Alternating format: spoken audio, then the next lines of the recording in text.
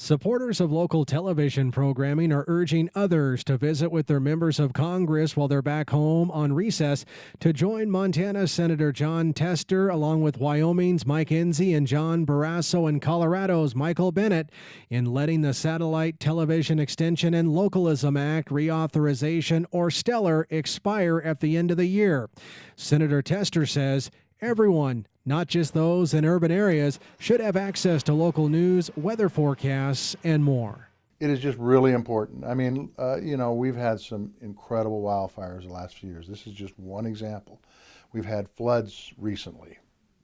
Those local news stations do an incredible job covering those disasters. And then, if you're in agriculture, the first thing you do in the morning is take a look at the weather forecast and see what's going on.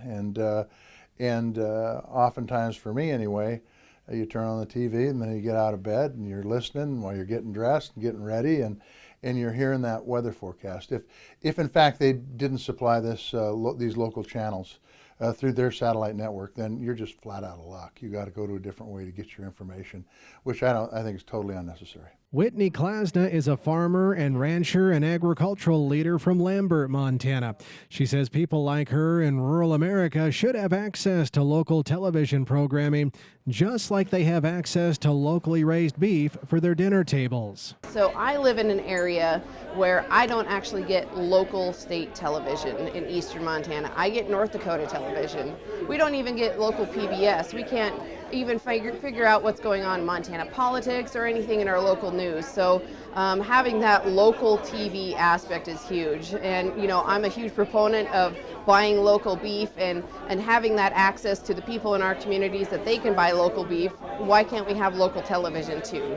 Wyoming Senator John Barrasso says STELAR is outdated and it's time for Congress to let it expire at the end of the year and do what's right for these rural communities that remain underserved by satellite companies like DirecTV that continue to receive limited or no access to local television programming. This is bipartisan. So much in Washington is partisan.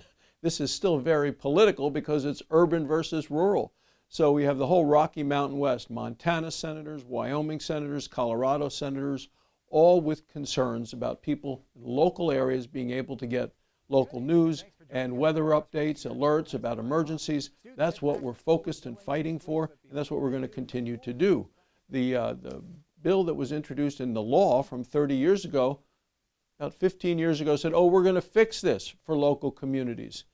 And they're going to do it soon. Well, that was 15 years ago. It still hasn't been done. We need this problem addressed. People at home deserve to be treated right. Again, STELAR is set to expire on December 31st of 2019, and supporters of local television programming are urging Congress to let it do just that. I'm Russell Nemitz reporting.